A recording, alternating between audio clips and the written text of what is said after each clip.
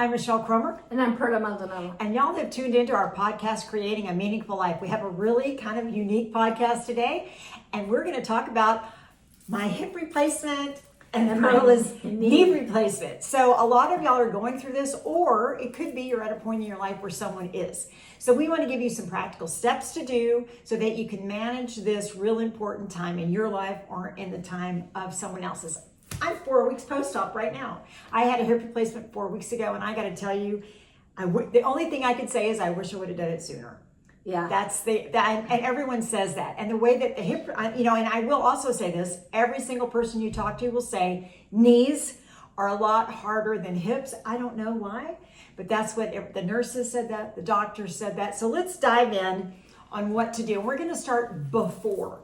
So we work out, and before I decided to have a hip replacement, and I went years getting those steroid shots because I was trying to get to 65 because I thought that hips only last 20 years, and I was wrong. I didn't make it to 65 to do my hip because I couldn't take it anymore. But we trained, we worked our glutes, our core, arms.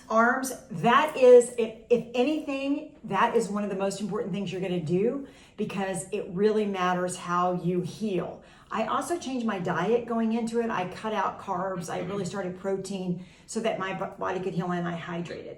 Yes. Did you do the same thing? Yes. And my knee replacement was a couple of years ago, long time ago, but I feel the same way as Michelle, is that I got steroid shots also to keep the pain away because I thought, well, okay, it's going to go away. It never goes away. And I wish I had done it sooner also. Well, another thing, you have to pick a good team. Interview orthopedic surgeons if that's what it takes. Ask another orthopedic surgeon that, what they think, or nurses. They're always really good. Or somebody who's gone through it. Somebody who's gone through it, that's even better. Somebody who's gone through it and said, oh, I really like my doctor, or they didn't, because that's such an important part of launching your healing. So absolutely. So then what you're going to do also before is you're going to get some gadgets that I'm going to show you. One thing that we don't have, and I think you used it too, we don't have a raised toilet. That was good. And you need a cane and a walker. Now, some hospitals will give you these things and some won't. So we have cane, we have a walker, which you're really going to need for physical therapy, and you're going to need a raised toilet for sure. And then the most important thing I had was this thing called the grabber. I still have mine. Because I can't with a hip bend down. So I was able to grab anything. Look, I can grab. I love, I'm still using this, by the way. I love, this is called the grabber. Then when I did physical therapy, you had to hook this onto your feet. I call it the dog walker. And you go with your physical therapy. This is a really important tool also. This is something I did not use. And it is something that you put your clothes on with. And I was able to manage that because I have a good core. And then in the shower, if you want to do these things, that was really, because again, you can't bend in certain ways. And then finally, I had this gadget, which is important to put your socks on. You put your socks and then you pull this and your socks go on perfectly. So you've got to get prepared with meals, have people come and bring you, or make them and freeze them so that you can just take them out, and you have to have somebody to take care of you.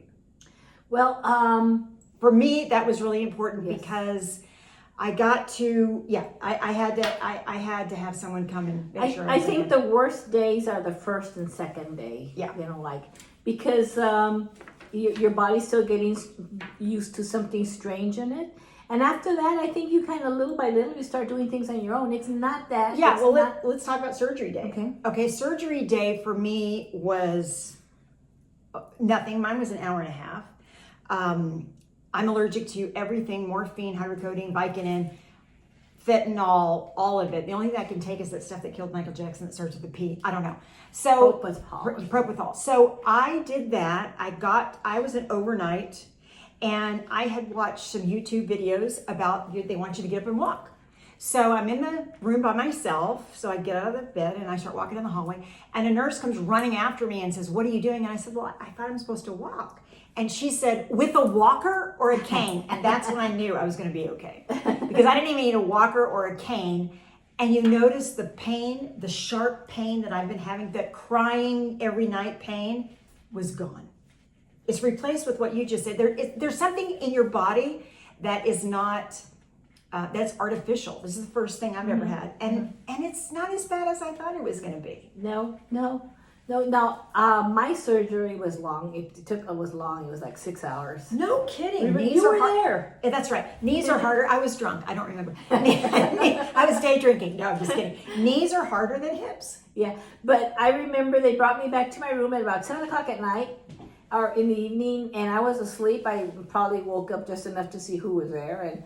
And then 2 hours later, they're going in and waking me up and standing me up. And I'm here like, whoa. Yeah, they want you up and moving. They want and you moving. And all of that's good. So then you come home, you get evaluated by the home health nurse, and then you start your home physical therapy, which I loved, which helped me so much. They come to your home.